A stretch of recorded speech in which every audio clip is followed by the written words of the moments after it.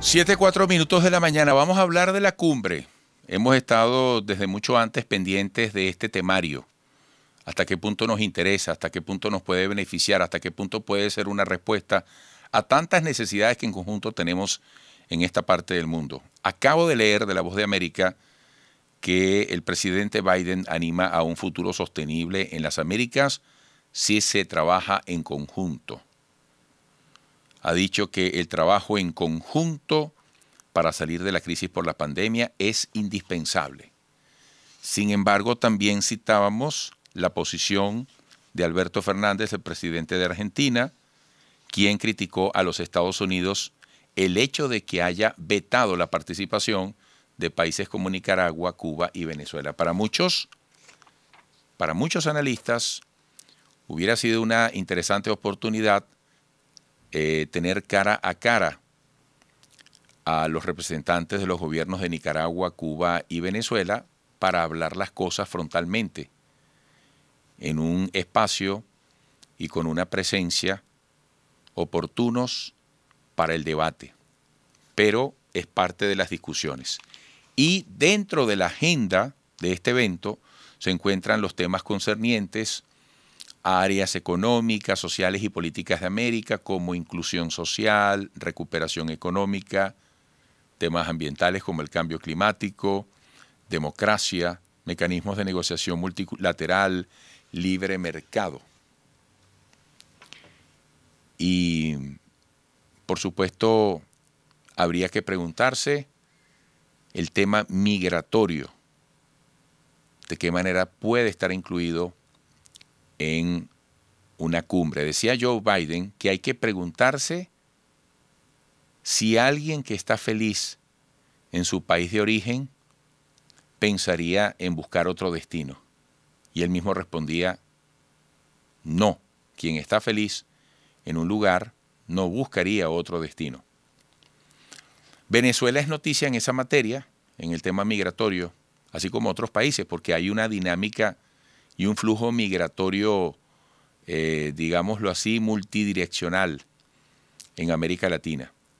Y hasta tanto, coinciden los analistas, no cambien las condiciones que motivaron las distintas expresiones migratorias en los países de origen, difícilmente va a disminuir ese flujo que crece como una bola de nieve y que es al mismo tiempo una papa caliente para los países receptores. Porque por muy solidario que tú quieras ser y poner a disposición de quien lo necesita tu casa, tu espacio, en algún momento eso puede resultar difícil, puede resultar inviable. Bueno, ya tenemos vía telefónica y vía Zoom a Kenneth Ramírez desde Madrid, doctor en Ciencias Políticas, MBA de Energía y Petróleo, internacionalista, presidente del Consejo Venezolano de Relaciones Internacionales. Kenneth, estamos aquí combinando las tecnologías, teléfono y Zoom. Te estoy viendo, buenos días. Buenos días, Eduardo, así es, problemas técnicos, pero que se pueden resolver así, combinando y siendo un poco creativos. Mira, ayer yo visité una empresa y entonces yo estaba en el auditorio de conferencias a distancia. Yo soy malo en la tecnología, pero me mostraban un aparatito, ¿verdad? De esos que parecían un platillo volador que estaba colocado en el centro de la mesa, que antes era indispensable para esas conexiones, pero ahora, bueno, con el Zoom pasamos a otro nivel. Parte también de las cosas que nos ha dejado la pandemia, ¿eh, Kenneth? Así es, ¿no? Y a un gran salto, eso ayuda mucho a acercar, sobre todo ahora que tenemos mucha gente querida, que estamos fuera o estamos distanciados de nuestros familiares por cuestiones profesionales o por cuestiones personales, y eso de verdad que ha ayudado tremendamente en este salto tecnológico que se ha dado podríamos decir, en los últimos 10 años. Así es. Kenneth, ¿por dónde empezar? Joe Biden pide un trabajo en conjunto en las Américas. ¿Es coherente esta solicitud? ¿Es viable? Bueno, es, digamos, un llamado a la unidad, pero evidentemente lo que estamos observando es un continente que no está unido realmente. Evidentemente, una de las aristas de la política exterior de la administración Biden es tratar de defender la democracia, ¿no? A nivel mundial. Y ha identificado, sobre todo después de la invasión de Rusia a Ucrania, a Rusia y a China como dos grandes amenazas, dos potencias autoritarias, así la ha definido, que serían un desafío para la democracia. Y en este sentido, recordemos que el año pasado convocó a una cumbre de las democracias, que fue virtual.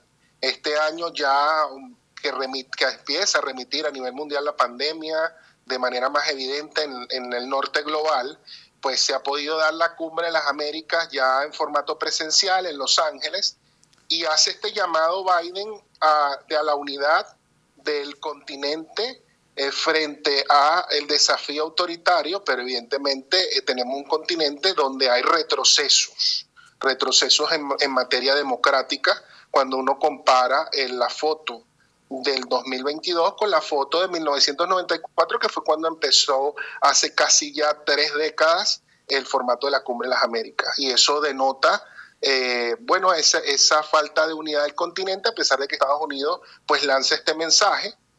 Y hay que decirlo, pues tenemos por un lado ese retroceso democrático, tenemos por el otro lado preferencias de algunos gobiernos que, aunque siguen siendo democráticos, pues juegan la carta populista, juegan hacia los auditorios internos, y específicamente dos grandes como son México y Brasil.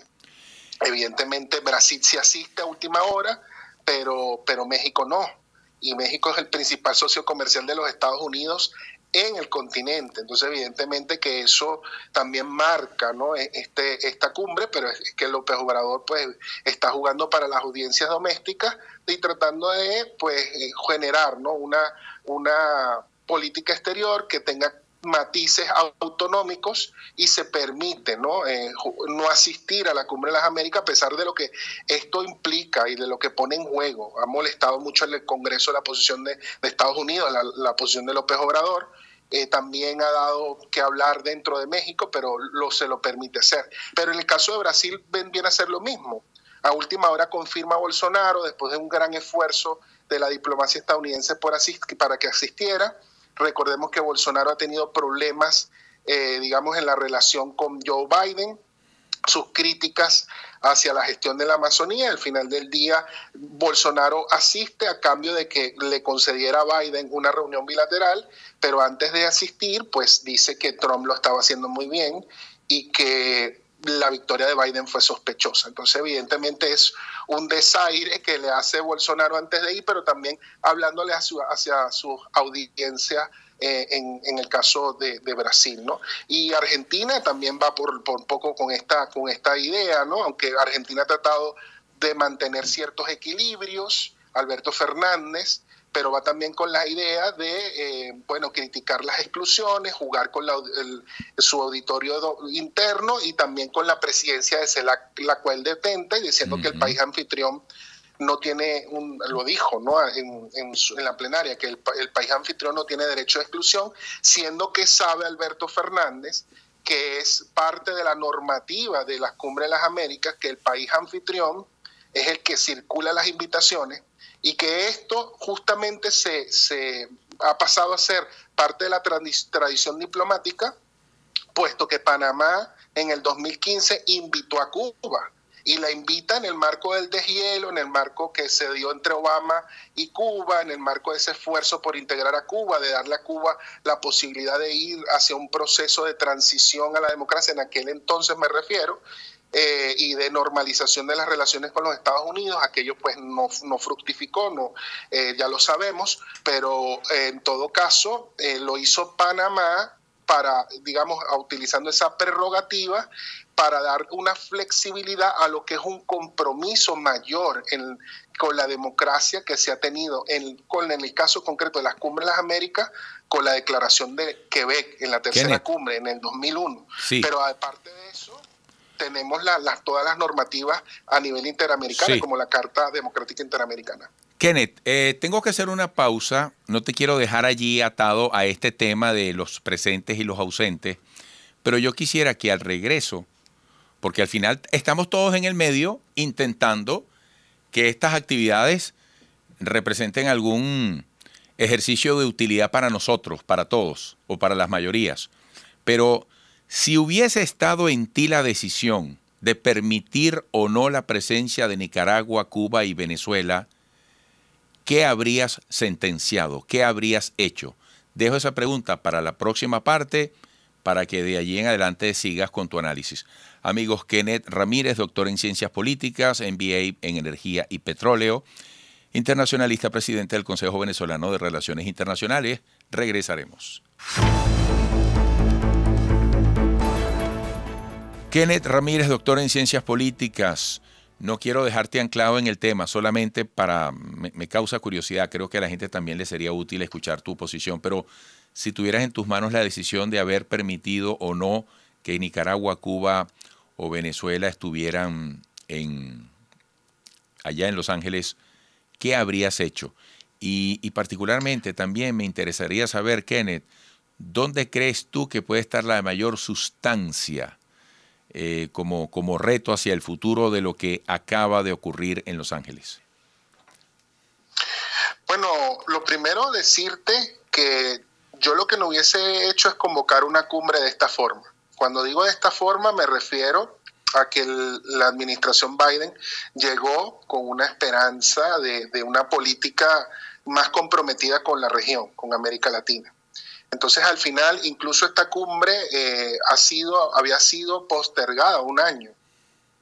De manera que si tú no tienes una política hacia la región, una política que realmente genere en la región las expectativas de unos beneficios, una presencia de Estados Unidos en la región.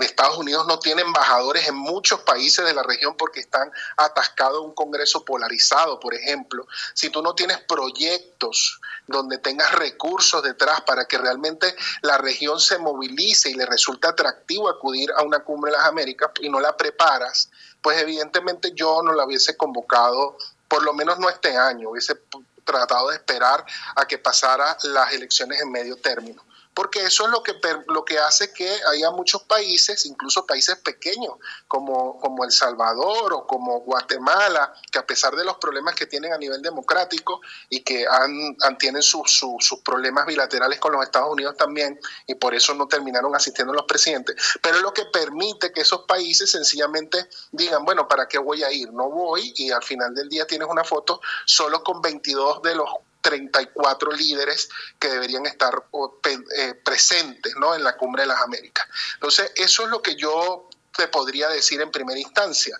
En segunda instancia, con respecto a aquellos países autoritarios, yo evaluaría caso por caso. O sea, finalmente, si ya tengo una región con la cual estoy trabajando realmente, donde hay proyectos concretos, donde hay millones de dólares detrás apostando por desarrollo realmente, por lucha contra el cambio climático, por el tema de resiliencia democrática, que son los 3 temas de la cumbre, no el tema de quién fue invitado o no, son 3 temas de calado y de importancia para todos los ciudadanos de la región.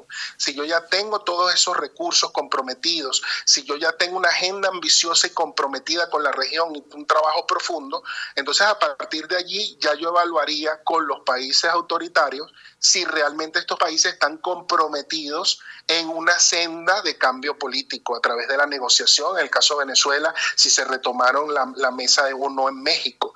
Yo lo evaluaría a partir de allí y sencillamente ya no tendría los costos de las críticas, puesto que los demás ya estarían embarcados en ese proceso de construcción colectiva de una agenda y de un futuro compartido. Yo creo que eso al final del día es lo que ha hecho que la región sencillamente no quiera bailar tampoco digamos, la pieza que le ha planteado la administración Biden, que es básicamente ir, tomarse la foto, unos compromisos muy a grosso modo, unos compromisos que no son concretos. Entonces muchos no han visto beneficios en acudir a Los Ángeles y sencillamente han optado por quedarse en sus países y jugar a la retórica diplomática y terminar diciendo que no se debe excluir a nadie, porque al final todo se ha centrado en esto. Entonces, básicamente tú tienes que preparar estos encuentros y de manera bastante sorpresiva, ¿no? Tú observas a los Estados Unidos que no lo ha hecho, en este caso la administración Biden, suficientemente bien. Hay que decirlo que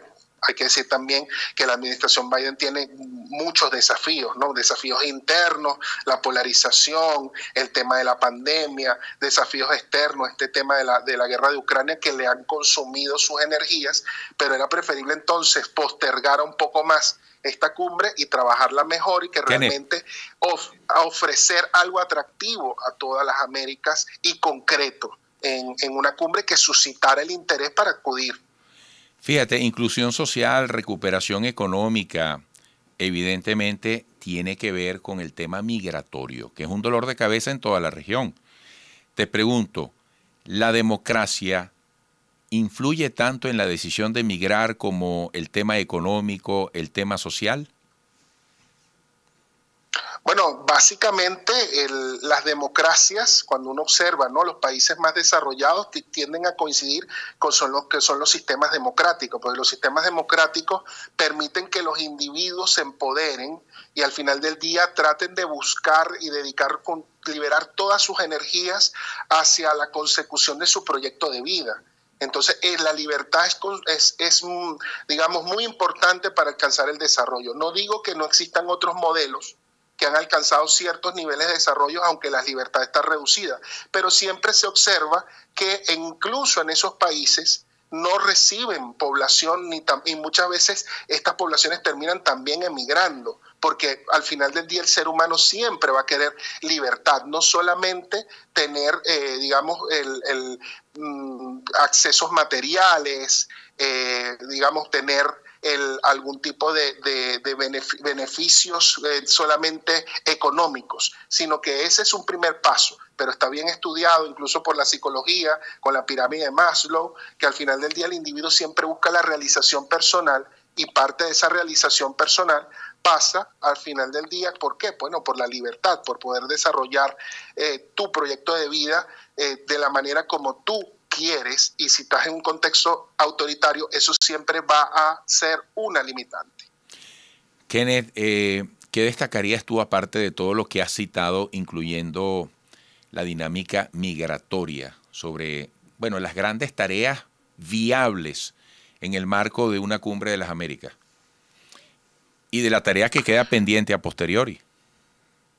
Bueno, realmente creo que llegó el momento, tras 3 décadas de prácticamente, ¿no?, que se cumpliría en el 2024, pero en el 2024 no habría cumbre, pero prácticamente ya hemos llegado a las 3 décadas de cumbre. Realmente ha llegado el momento de repensar estas cumbres. Creo que ha llegado el momento de que también la administración de los Estados Unidos se tome un tiempo por plantearse la necesidad de una política ambiciosa hacia la región. Fíjate que cuando empezaron estas cumbres había un consenso de fondo que concitaba el deseo de participar en ella, que era básicamente el deseo de alcanzar una zona de libre comercio, el deseo de una prosperidad compartida, el deseo de fortalecer jóvenes democracias, porque recordemos que los países del Cono Sur hicieron sus transiciones a la democracia a finales de los años 80 e incluso algunos terminó esas transiciones a principios de los años 90, como en el caso de Chile. Entonces, al final del día, eso era una foto de un momento concreto. Creo que llegó a la hora de replantear estas cumbres, de buscar proyectos concretos que realmente nos unan y recursos detrás. Estados Unidos tiene una gran capacidad, sigue siendo la primera potencia mundial y tiene una gran capacidad de ayudarnos a toda la región a superar graves problemas que tenemos, no solo a nivel democrático, sino a nivel económico, social, incluso ahora el tema del cambio climático. Entonces, si esos son los temas en los cuales nos vamos a concentrar, pues realmente hay que trabajarlo para que estas cumbres tengan elementos concretos que beneficien a los ciudadanos y que también hagan que los líderes políticos opten por participar de manera constructiva y no tratar de centrarse en el show o en la foto o si voy o no voy, que no es lo importante, ¿no? Lo importante es trabajar y tener políticas exteriores volcadas hacia los ciudadanos. Y bueno, eso es el reto de ahora en adelante, de estas cumbres, volver a ese momento fundacional, volver a un consenso hemisférico que realmente responda a los problemas reales, a las necesidades reales de un hemisferio que hay que decirlo, sigue siendo muy prometedor. sigue siendo un hemisferio con unas inmensas oportunidades. Cuando uno lo compara, por ejemplo, el caso de Eurasia, ¿no? Porque hoy por hoy se habla mucho de Eurasia y no solo de Europa. Se me agotó el tiempo, Kenneth. De esa inmensa masa continental que va desde Europa y conecta las llanuras rusas hasta Asia Oriental. Bueno, uno ve allí todas las rivalidades, todos los problemas tan profundos que hay, todas las diferencias culturales. En cambio, en las Américas tenemos la cercanía de ser parte de la misma civilización occidental, las posibilidades de podernos desarrollar. Kenneth, se me agotó el tiempo. Aprendizaje que hemos tenido después, tras tantos años y tantos problemas, Eduardo. Gracias, Kenneth. Hasta pronto. Kenneth Ramírez, doctor en Ciencias Políticas, MBA en Energía y Petróleo. Volveremos.